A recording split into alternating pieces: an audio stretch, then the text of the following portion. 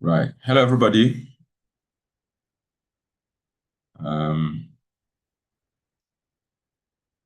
I'm just testing the systems to ensure that we're good.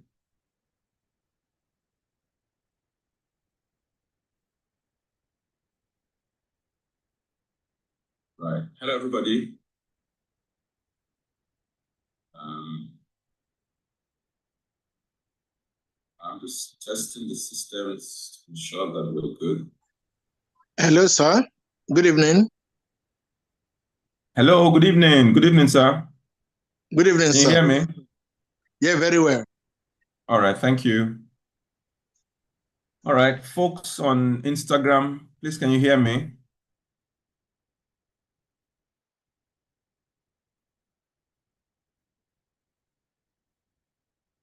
Right. Good evening, everybody. Good evening. I'm just trying to make sure that everything is okay.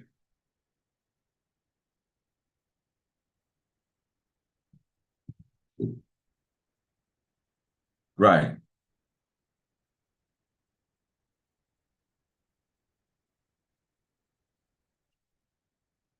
Okay, thank you. Thank you, Jafet. You can hear me on Instagram. Good to be as always. Okay, Pastor Catch on YouTube. Thank you very much. All right, I think we can roll. Good evening, everybody, and welcome to another edition of the Round Table with Noruwa Edokpolo. And thank you for joining us. Please share the link, subscribe to the channel, put on your notification button just in case. Let's get as many people as we can to join us for this very, very interesting conversation. Yeah. Just a moment. As we wait for others to join us.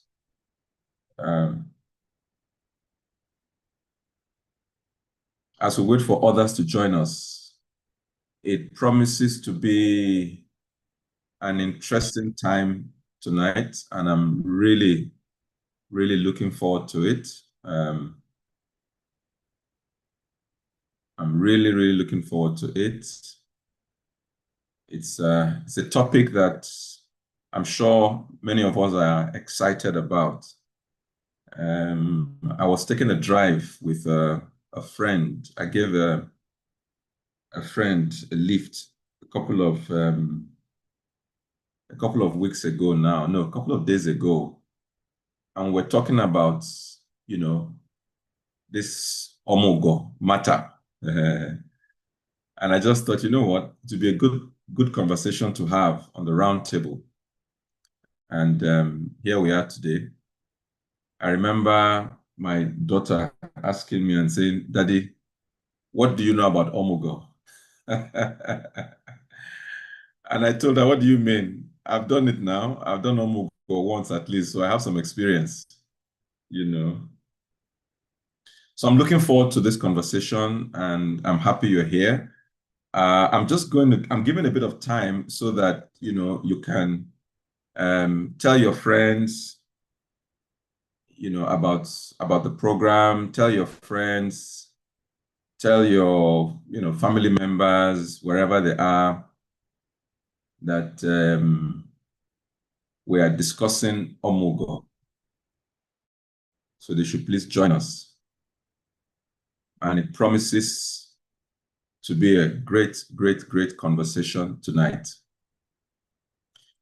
As I often say, the comments that we make on the roundtable are the opinions of the speakers, and we do not represent any other entity or organization. It's always good to say this.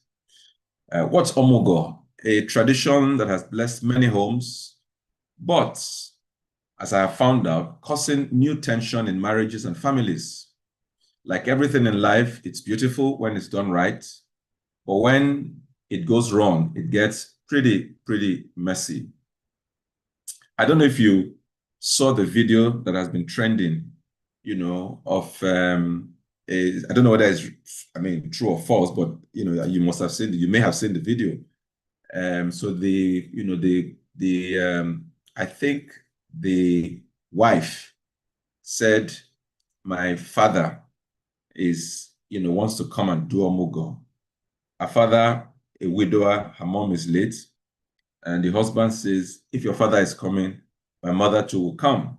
And so the husband's mother came. And the husband's mother came, left the husband back at home in Nigeria. And before you could say Jack Robinson, the girl's father and the man's mother were having an affair.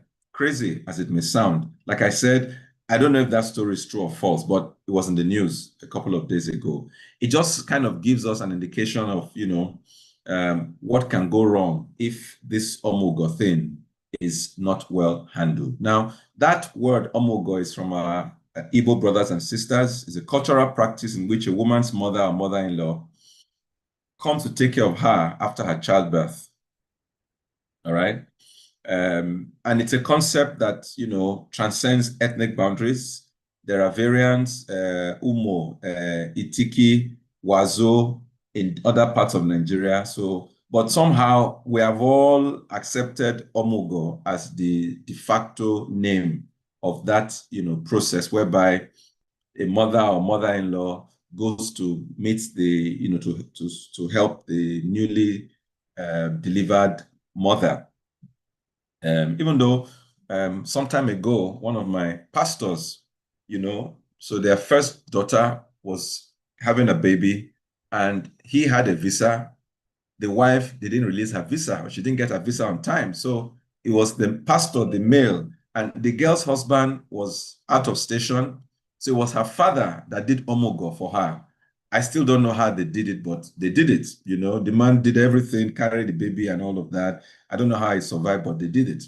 So sometimes men are actually the, people that, actually, do the Omugwo, all right? So let's just do a bit of, just to give us like a background so that we're all on the same page. Omugwo is more than physical care, all right? It's an intergenerational moment, all right, where the mother passes down tested knowledge. This is how we do it, this is what you do for a newborn baby. I remember then growing up, all manner of funny things, some of them mythical, if the baby is, what's the word now, a ball pin, you take a piece of thread and put it on the baby's head and the ball pin will stop. I'm sure if I open please, by the way, if you know of any Omugwo traditions, please feel free to type them in on the chat in Zoom. And also those of you on Instagram, please feel free to, type it in. Maybe we should start with that. What traditions do you know about Omugwo? Just type it in and let's share, how to bath the baby, breastfeeding tips, what to do so that, the tummy can calm down, all the, blood can flow here and there and all of that. It also reinforces the authority of the elders in nurturing the next generation, communal care, solidarity, Ubuntu. I am because we are. The family surrounds the new mother, not just with love, but with belonging. Okay, the community acknowledges our transition, honors our vulnerability, and absorbs the strain of the early days of motherhood. Particularly, first baby can be quite tough because the mother, the husband, the baby, everybody's going through that experience for the very first time. And like I was saying, sometimes it even has some spiritual, connotations, where's the placenta? What did you do with it? How did you bury it? And all those things that go on there, spiritual things get interwoven. And that's why they start telling you in our culture, yes, drinking warm water to flush out the tummy. Thank you very much, sir. Drinking warm water to flush out the tummy. Some of them mythical, some of them, if you ask me from a Christian point of view, I would say don't get involved with it. So Omugwo is not just a tradition, it's holistic.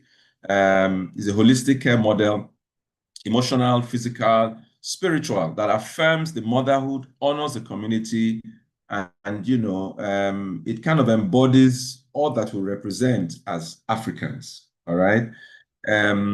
If you're just joining us, this is the round table with Noruwa Edokpolo, and today we are discussing Omugwo, that tradition whereby the mother, the mother-in-law, and in certain rare cases, the father-in-law goes to take care of the newly delivered mother, to help her through those early days, particularly for the first baby, how to bathe the baby, how to feed the baby, and also to just allow the young mother or the new mother, whatever the case may be now, to have some respite from the challenges,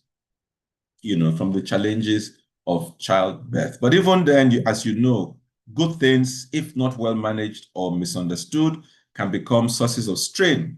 So let's look at, some of the tensions that have come out of this culture that we so, gladly espouse in this part of the world.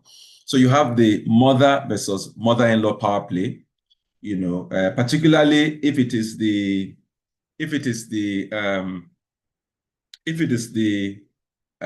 husband's mother that comes in first. All right.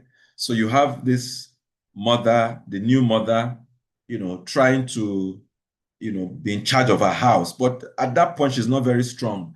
And depending on the character of her mother-in-law, she might just discover that her mother-in-law has taken over the house, and so, you begin to see some subtle power play, in that context, So if it is the mother of the husband that comes first before the mother of the wife, so you find, the wife trying to cope with managing the new baby and managing her mother-in-law, who, depending on her nature, may be taking over her house, So there's that power play going on there. Then you have the issue of, the traditional versus the modern parenting. Depending on, is your mother-in-law educated? Is she enlightened? So here you are, modern day parent, as is typical of today. You have gone onto ChatGPT, you have read books. So you have a kind of, whether real or imagined, you think you know what to do. And then comes your mother-in-law from the village or from town, and she wants to bend the baby's head upside down, block the nose, force the mouth open, and pour pap into it. I saw a bit of that growing up, with my sister's children. We had nannies who did all manner of funny things, So they bend the baby's head down, and twist the hand to the back, shake the baby upside down. And you might be saying, don't do that, don't do that, So there's that clash of, and the mother says, live there, what do you know? Is it not your first baby? We have been doing it before you were born. So we know what we are doing. So there's that, tension between the traditional aspects of, parenting and the textbook ideas that the young mother probably has, up there. And then, of course, there's the issue of lack of privacy and space. Okay, so, suddenly your bedroom is no longer your bedroom. People can barge in and barge out, come in and come out. And you really don't have the privacy that you are familiar with or that you are used to, because people now encroach into your space. The baby's crying, you have to get up, your mother-in-law has to come into the room, carry the baby, and all of that. And then there's the issue of the husband feeling neglected. I mean, particularly for the first babies, so they get married newly and their world is just,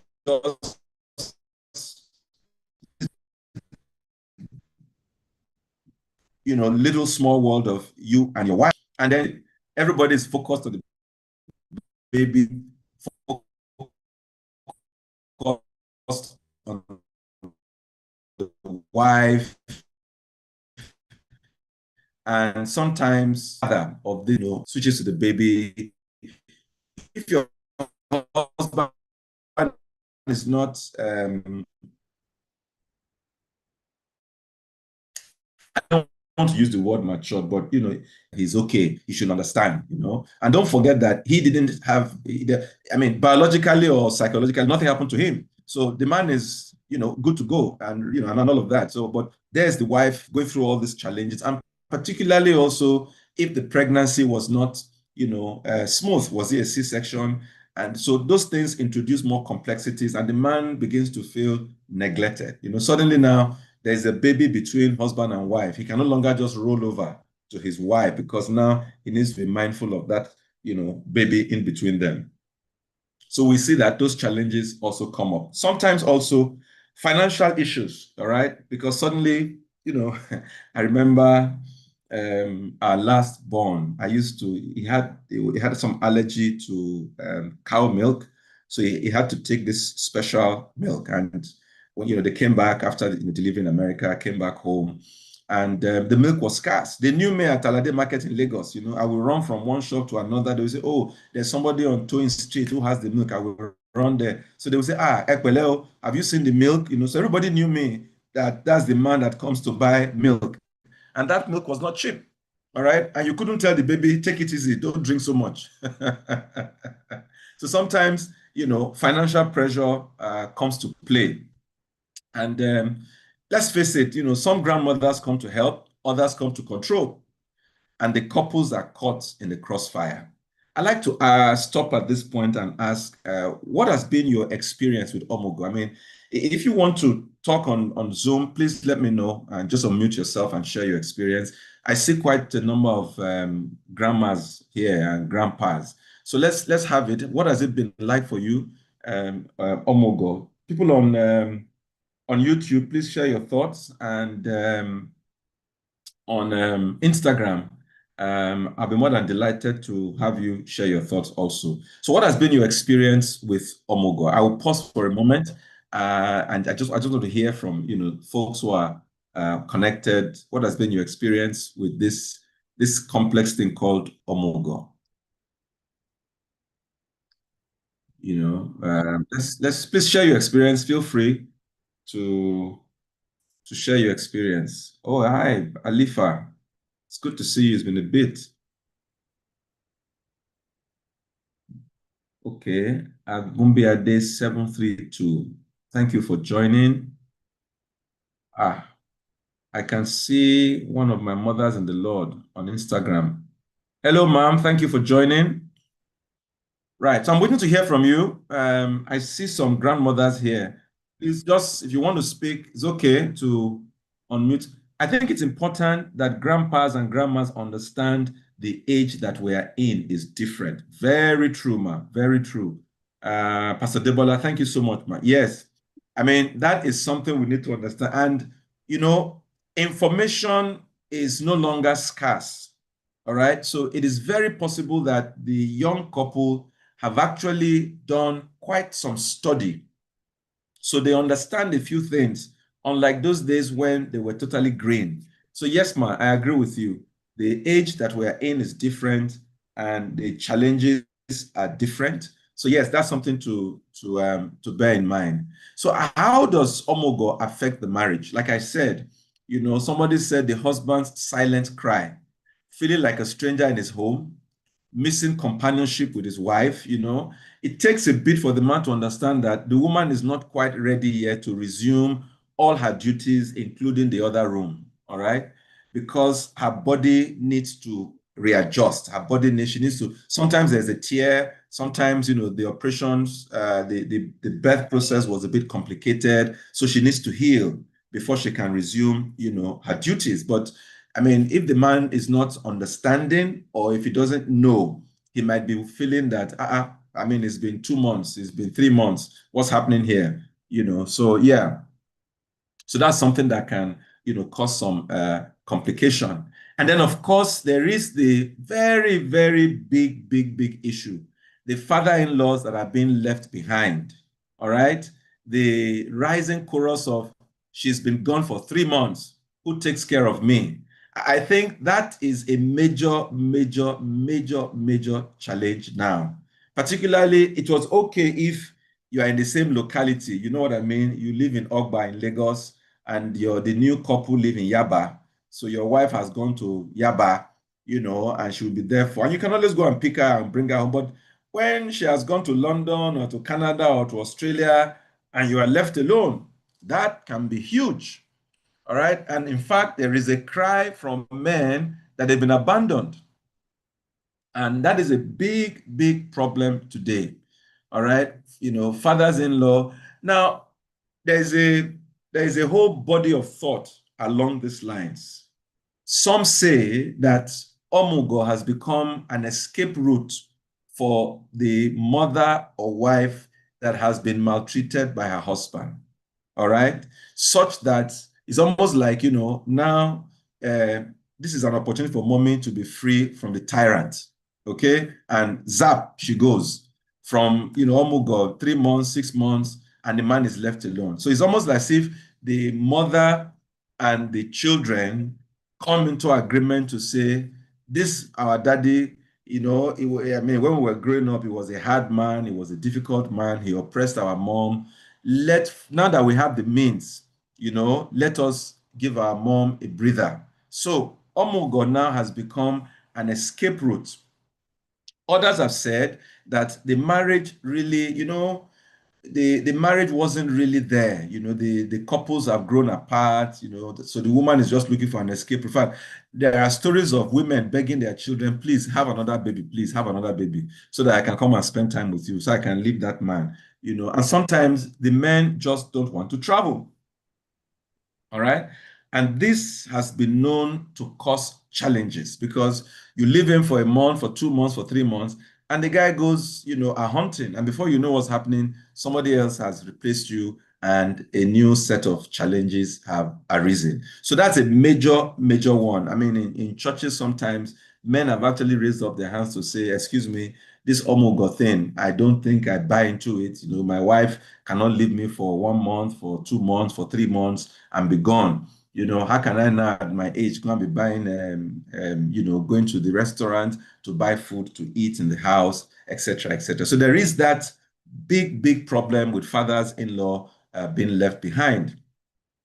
Of course, there's the matter of disruption to marital intimacy, emotional and physical disconnection. If the young man is not, if he's not aware, if he's not knowledgeable, if he's just plain selfish. I mean, as far as it's concerned, what is it? You've had a baby, you're not the first one to have a baby. So what's the meaning of this? And somebody said to me, Pastor, it feels like my wife has left for NYC again, not Omugwo. She's gone for another 1 year. Now, this is not about stopping the practice. No, it's about recognizing everyone's emotional needs. Like somebody said, fathers matter too. All right. If you are just joining us, this is the roundtable with Noruwa Edokpolo, and today we're discussing Omugwo, that tradition where the newly delivered mother is assisted by her mother-in-law, either on her side or her mom or her mother-in-law, to transition those early stages. Please, if you haven't done so already, subscribe to my channel, click the notification button and share this video even right now. Let's get as many people as possible to join us. And I just asked myself, this Omugwo, can we find anything close to it in the Bible? All right. And yes, we can. Mary and Elizabeth, Luke chapter 1, Naomi and Ruth, Titus chapter 2, older women supporting younger ones, Jezebel and Moses, the sacredness of nature. He said in scripture, we see patterns of intergenerational care and spiritual nurturing that mirror the practice of Omugwo. From Mary staying with Elizabeth to Naomi guiding Ruth, older women teaching younger ones in Titus, and Jezebel protecting baby Moses. The Bible affirms the sacred role of women in supporting, nurturing, and preparing the next generation physically and spiritually. All right. So it's, we see a pattern in sorts, even from the Bible, of older women taking care of the, of the younger ones. All right. And so we see that also. So Omugwo in itself is not bad. It is about recognizing the needs of all the parties involved. So there is the woman herself who has delivered the baby. There is her husband. There is the in-law, father-in-law or mother-in-law. There is her own mother, her own father. This one, two, three, four, these six people are the major stakeholders. And in some instances, there are the other children where you're talking now about maybe the second child, the third child, the fourth child. There are the other children. Question to ask now is, what are their needs? What do they want? Okay.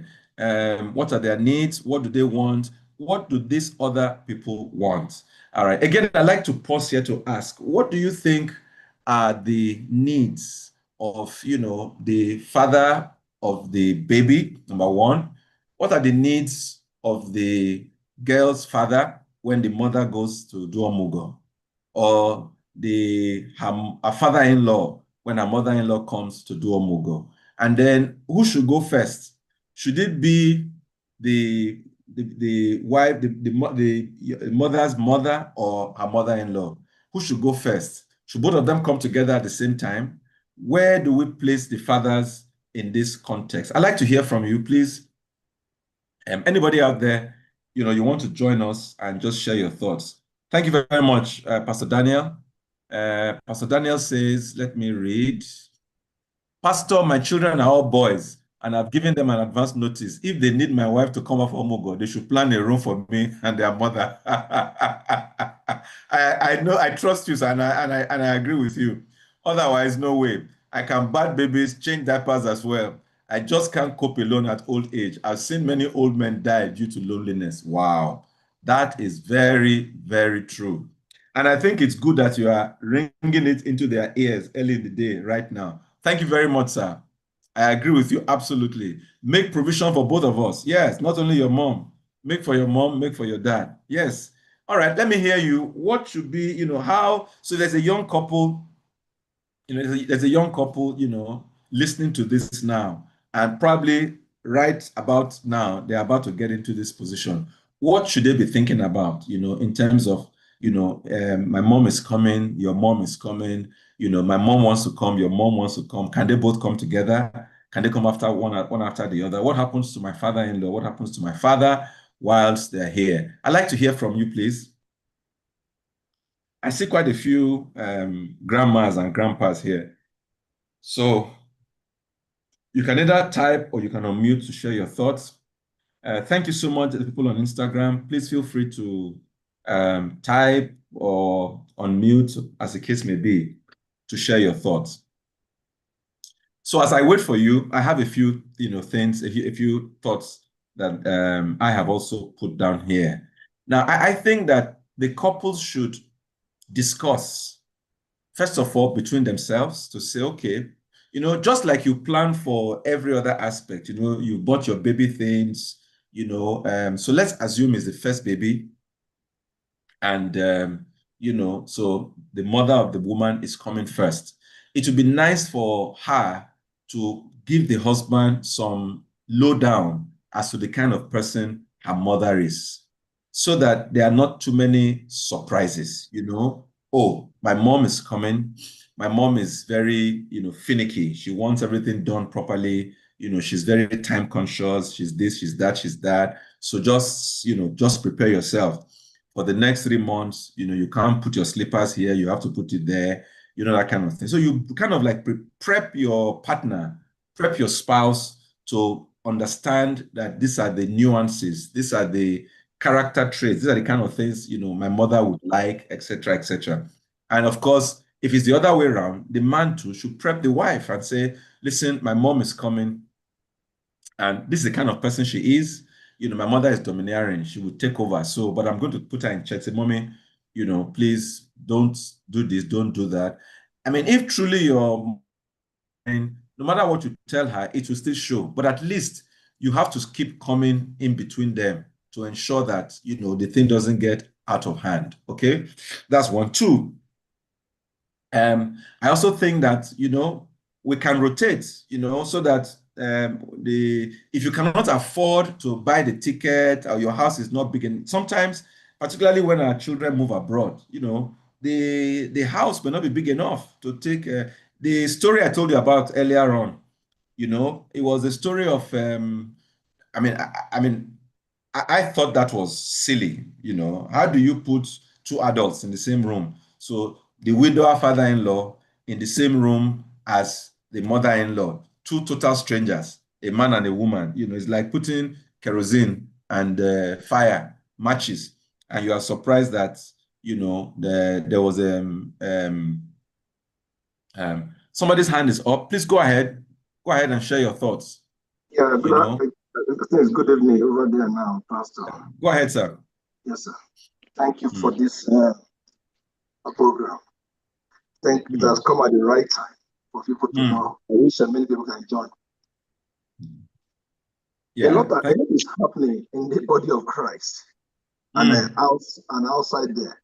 I'll take it from where you stop now, where you have father-in-law and mother-in-law, or the father of the wife and the mother of the husband, coming together, and they put them inside. In a room. The woman left her husband in Nigeria. Meanwhile, the father of the husband, the wife has passed away. Yeah. They put them under the same room. I don't know if somebody have read it somewhere, and they are sleeping with each other. Yeah. Yeah. I want as many men that are on this line today, on this call, to understand this. We have made a lot of mistakes in the past, in the course of saying we are the head of the family. Whereas our children will run their mothers, and the mother will say, when your daddy comes, I'm going to report this to your daddy. And because we are the head of the family, we will punish the son or we will punish the child. While the mother is busy in the kitchen. Either in Africa, either we flog the child or we punish him by saying, raise up your hands and that. These children are keeping record of this. And you will be surprised that when they come to this Omugwo issue, they see us as a lion in the house where their mothers are okay with them. And before you know it, they keep records of all these things, and they use it against us in future. This day now I've become an advocate to men. When your children wrong you and your mom and their mother say, okay, go and beat them, go and punish them, tell the mother, go and do it by yourself. I will support you. You go first. I will support you. So let the child know that we are both disciplining the child, not that somebody is the father that is doing this. And again, these days we need to be very careful, men. When it comes to the Omugwo issue, it is the mother or the father that the children love who are taking care of them. Majority of men, we are not always there in the life of these children at the beginning. Because we are going to and fro from pillar to post in order to put food on the table. I'm not saying that the women are not working, but the women always preach this gospel to their children that we are the head of the family, we are the head of the family. But they are forgetting that even that we men are the head, they are the next. And anyway they turn the neck, turn the head to, that the head will go. Yeah. So now, many times we're not in their lives. When we go out, sometimes, most times, many of us, depending on the kind of business you are doing, or the job you are doing, or how busy you are, you go out early in the morning. You come back at night while the children were still sleeping. You go out. When they go to bed at night, it's that time you come back. And the women are always there. So these children have this notion that my father is not always there for me. Unless you have a godly wife who hello. Yeah, go ahead, sir. I can hear you. Go ahead. Unless you have a godly wife who always tell that child that, oh, your father is there for you. And mostly, some women, when the father is doing it, giving them money, because of the hatred they have, only God knows. Maybe if the husband have wronged the woman somewhere, the woman, even though the woman is sending for the family, giving the woman money for the children, for the upkeep of the home, or for their tuition fees. This one will be saying, I'm the one doing it. And God help that man. If that man is far away in London, in America, in Australia, and the woman is with children. If the wife does not love the man very well, he will be telling the children, can you see your father went away all this time? He has not, I'm the one fending for you. These children grow up with these wrong information and they take it out on the father. At the end of the day, when they give birth to their children, they will invite their mother first. They will invite their mother and they will even convince their mother not to go back to Nigeria.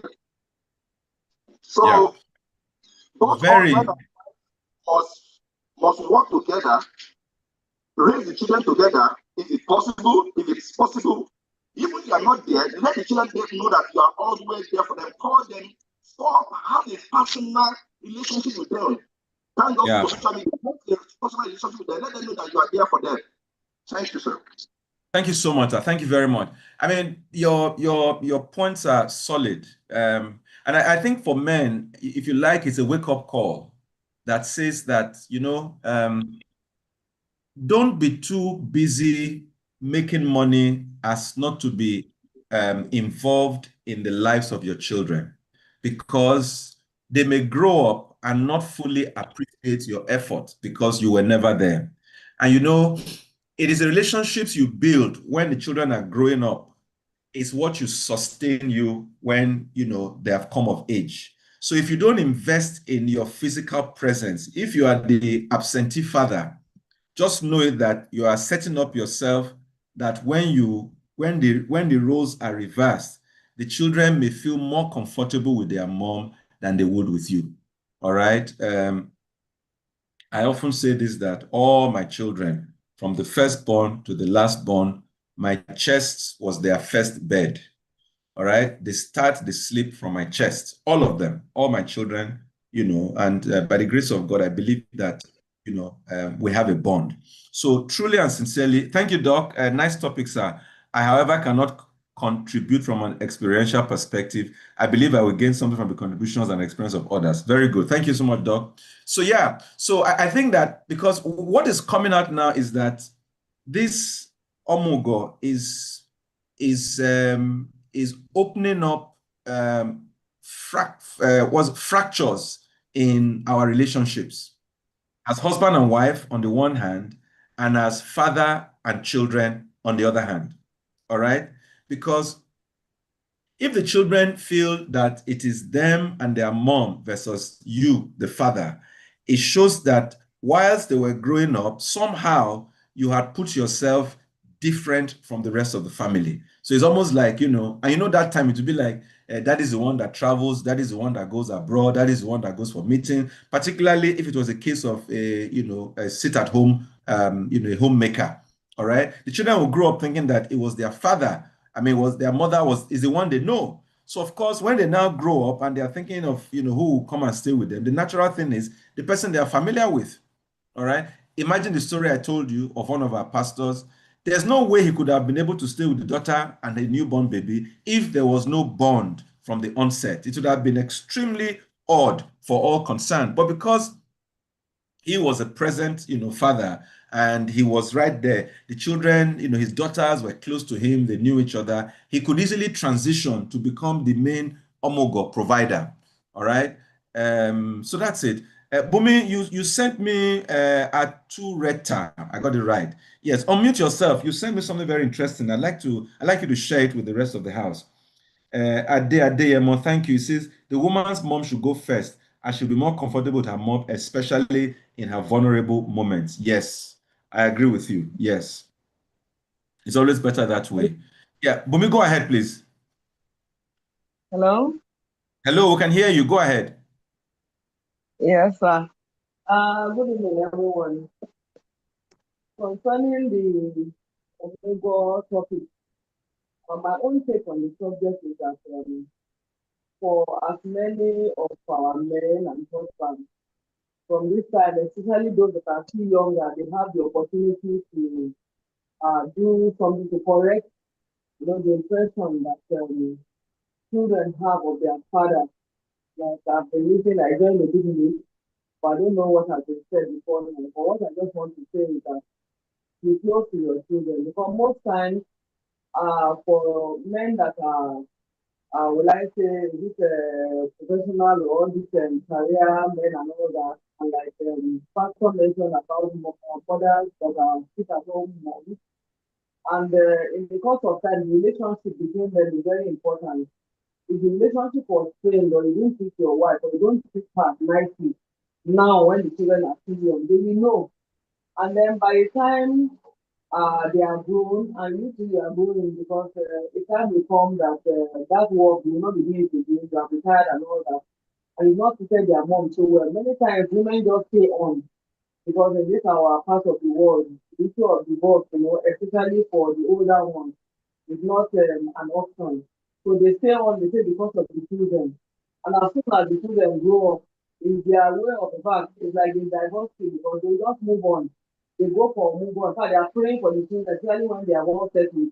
As this one is having his or her baby, they go there, and from there they move to the other one. Maybe while they are rounding up in this one house, another one puts to bed. They just keep going like that. And I've seen different scenarios of some of our, older, let's say, family friends, where the mothers, they've actually left the men alone at home.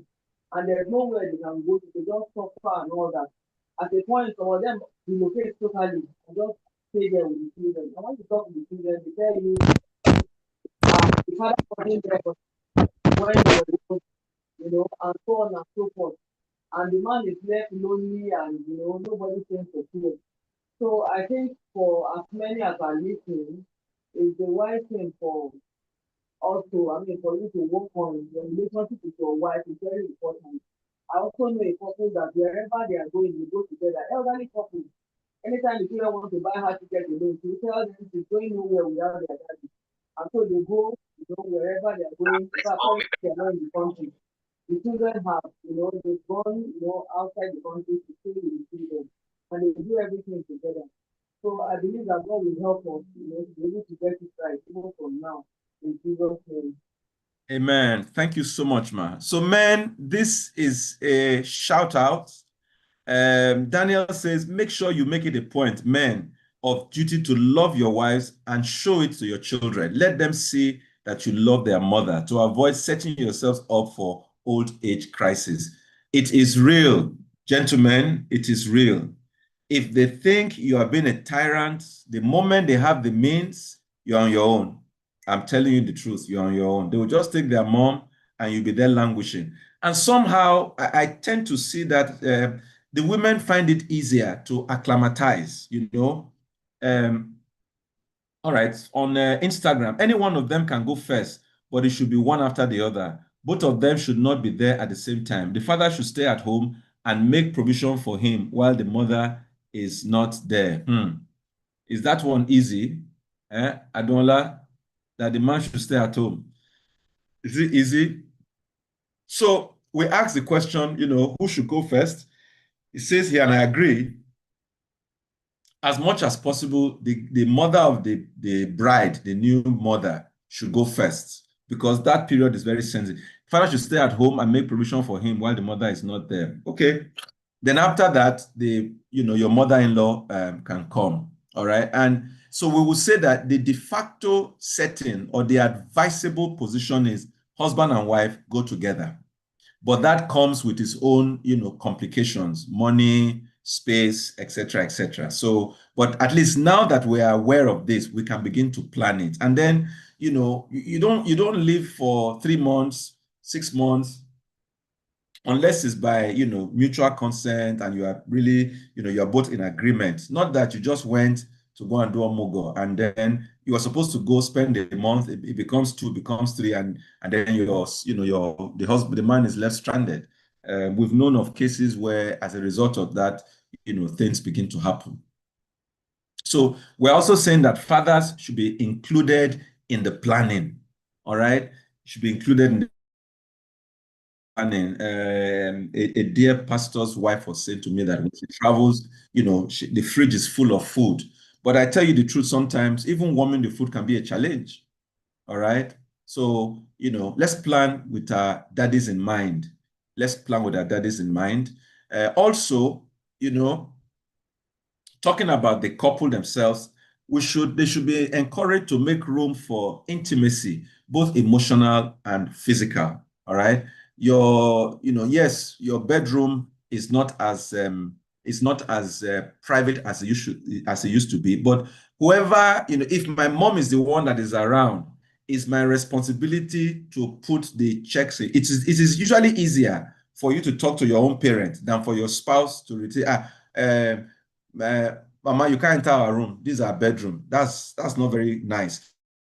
But if it's you talking to your mom, mommy, I'll bring the baby to come and meet you outside. Yeah, mommy, I'll bring the baby to come and meet you outside. Or the man is saying, Mom, don't worry, my wife will bring the baby shortly to meet you outside. That kind of thing. So that's how it is. You manage your own people. Let your spouse manage his or her own people. It's easier that way rather than crisscrossing emotions. And then it says, treat grandma as a guest, not a ghost.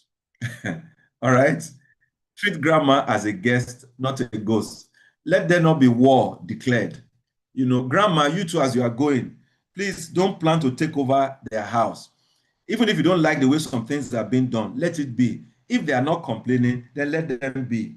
He said, if space would be a challenge, can it be advised that the parents rent a different place for the time they will be there? Yes. The mother can be in the house and go back to the rented place to be with her husband. Yes. Yes, Pastor, that's a possibility. But of course, that comes with some money. Airbnb, etc., So it also depends on the financial well-being of the couples involved. Somebody here says, I think, okay, Pastor Ologun, I think the parents should go together. They should make it a rule. Yes, sir. Affordability is an issue there, but I agree with you. I'm praying that God bless all the men on this call, except that they will not need to wait for their children to purchase an airfare for them to visit their children overseas. With that financial freedom, both mommy and daddy can travel to do Omugwo together and return to their home together without creating any vacuum for loneliness for any of them. Yes, sir. I agree. So as we begin to wind down on this edition today, thank you so much for all those who have contributed. I think the key here is that Omugwo is a good thing, but it has to be well managed or better managed. Yes. Can we look at how young couples in other cultures take care of their babies? This is important so as not to give the impression that Omugwo is an absolute necessity. Yes. Can we also look at how Nigerian young couples without living parents or parents fit together to do Omugwo, navigate this season of life? Very true. Very true. I mean, it's like, excuse me, if you have parents, it's a plus. If you don't have parents, you make do. I mean, the internet is there, and particularly for those of us who are, most of us here are Christians, the understanding will be that there will be women in your church that can, plug in and help you in that time. I don't know how others do it in other cultures. Anybody has any idea, please feel free to share with us. How do other cultures do it? Some cultures are very self-reliant, the DIY, do it yourself. So they would learn. And there are even sometimes Nigerian couples. I remember a particular couple. They had come to me for marital coaching. They had some issues, so they had come for coaching.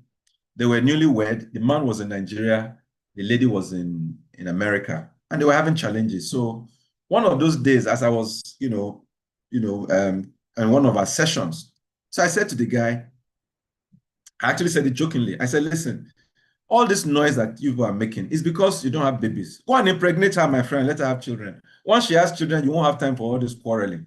Guess what? The girl got pregnant, delivered twins, and there was nobody to do Omugwo for them.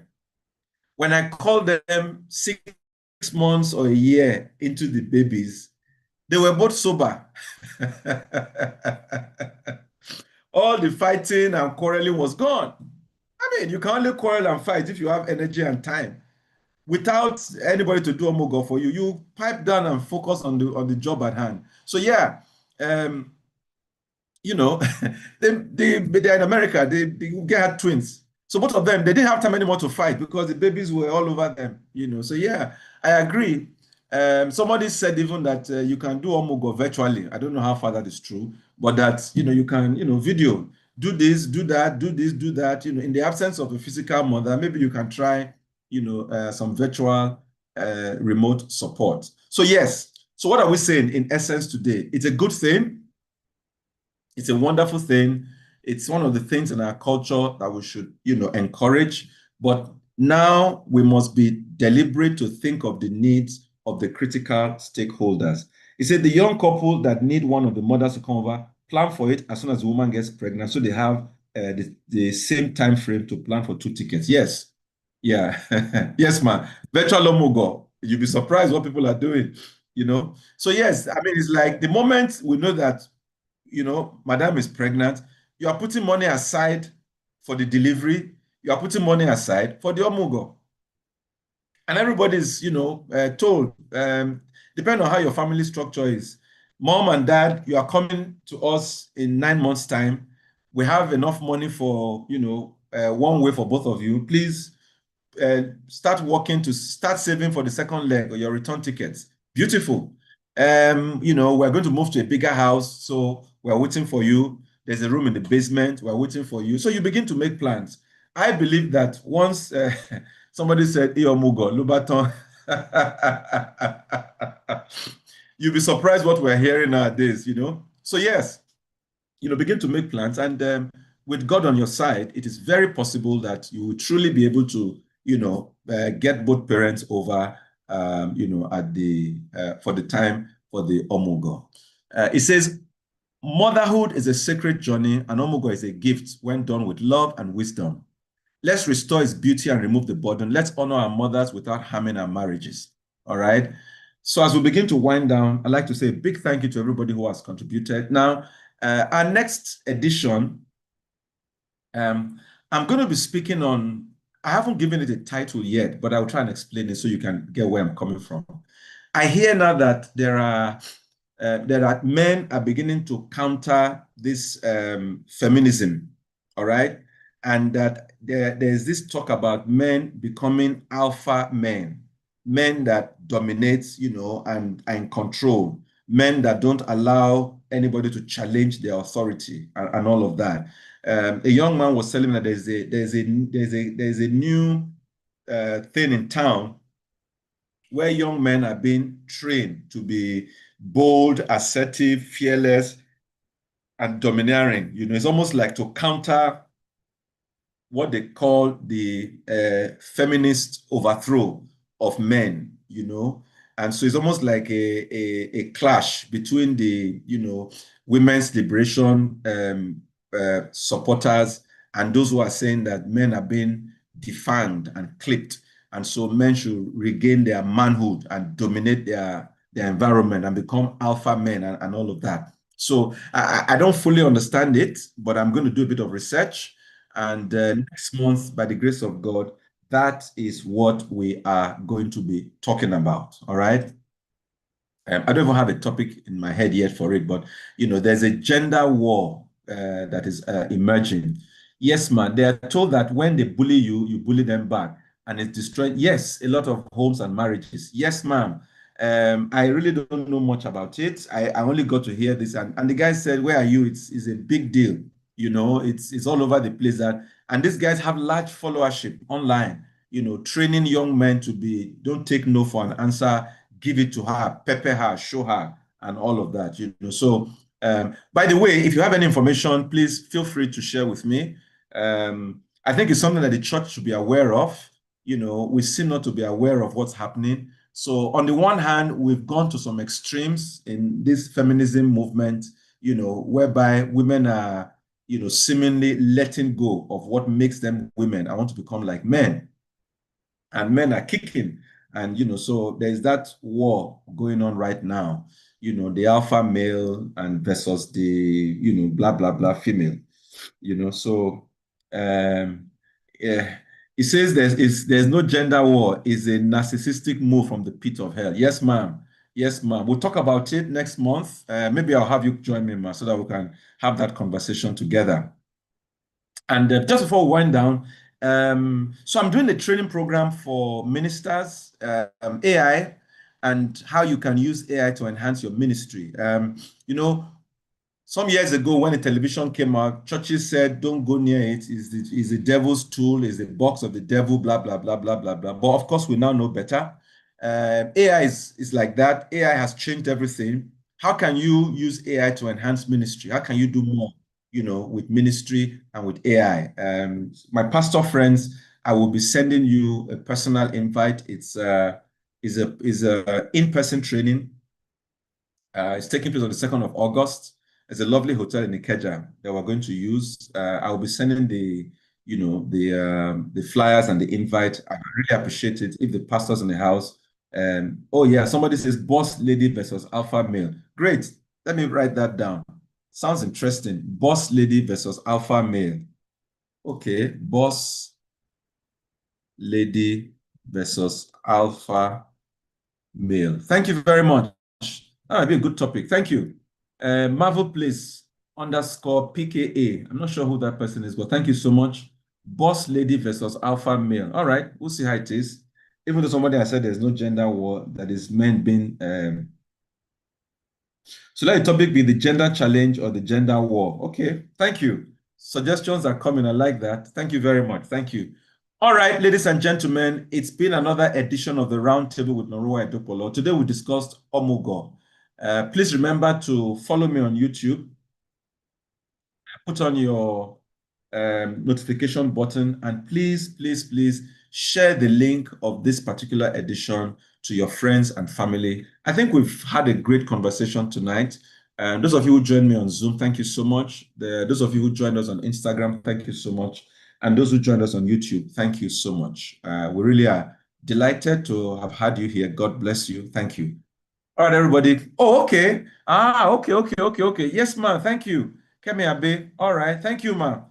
It was our conversation that gave birth to this topic. Thank you very much. Okay, now I can see where all those strong points are coming from. Thank you very much. All right, everybody. God bless you. Have a wonderful evening. And I will see you on the 2nd of July. Yeah, thank you so much. Okay, Pastor Benga, thank you very much. Yeah, thank you. All right, everybody. God bless you. Good night. Bye. Good night. Thank you very much. Bye. Good night. Thank Good you. night. Thank you very much.